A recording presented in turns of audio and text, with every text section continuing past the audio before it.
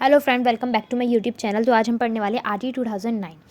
सो 2002 में 86 constitution amendment हुआ था आर्टिकल 21A में, जिसके अंदर क्या कर दिया गया था कि फ्री एंड कंपलसरी एजुकेशन कर दिया गया था। सभी बच्चों के लिए फ्री एंड कंपलसरी एजुकेशन होनी चाहिए 6 to 14 ईयर्स तक। एंड जो डिसेबल्स हैं, हमारे डिसेबल की अगर बात करें तो उनके लिए क्या कर दिया गया था, 6 to 18 एज कर दी गई थी। मतलब जो डिसेबल चाइल्ड है उनकी 6 to 18 एज रहेगी। ओके, तो ये जो हमारा RTE था वो कब लागू हुआ, इम्प्लीमेंट में आया 1 अप्रैल 2010 में। अब हम इसके सारी जो इंपॉर्टेंट वीडियोज़ अबाउट आर्टिकल्स की, जिसमें कौन कौन से आर्टिकल को और इन आर्टिकल्स में क्या क्या एक्सप्लेन करा गया, तो फटाफट इन पर हम देख लेते हैं। आर्टिकल 5 में कहा गया कि student can get transfer in any one school. मतलब बच्चा जो है वो अपना स्कूल में किसी भी स्कूल में अपना ट्रांसफ़र करा सकता है। देन हमारा आया आर्टिकल 12। इसने कहा गया कि जो प्राइवेट स्कूल हैं, प्राइवेट स्कूल 25% तक रिजर्वेशन प्रोवाइड करेंगे चाइल्ड्स को, EWS के, न्यू वर्क के उन चाइल्ड्स को। ओके, उसके बाद हमारी बात करता है आर्टिकल 13।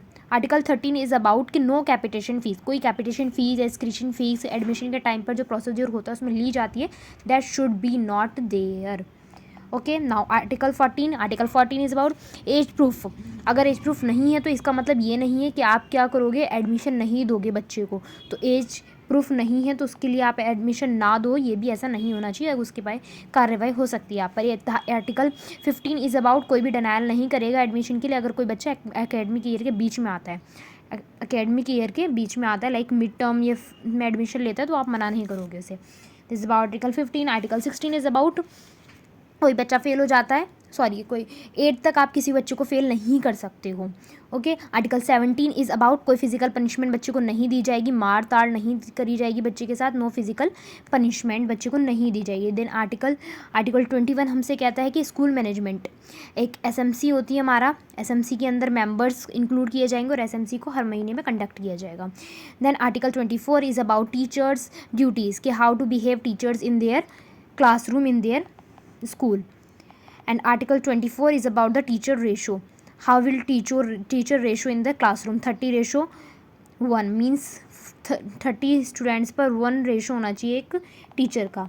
अपर प्राइमरी पर 40 स्टूडेंट्स एंड 1 रेशो। देन उसके बाद हमारा आता है article 25 article is about, yes I share teacher ratio। and article 27 is about किसी भी टीचर को आप गैर शैक्षणिक मतलब नॉन टीचिंग वर्क में इंक्लूड नहीं कर सकते, एक्सेप्टेड लाइक जनगणना, लाइक जो वोटिंग वगैरह होती है, वोटिंग काउंटिंग जो होती है, काउंटिंग वोटिंग एंड चुनाव, सबके इनको एक्सेप्ट करके आप किसी और नॉन टीचिंग वर्क में इंक्लूड नहीं कर सकते। तो थैंक यू।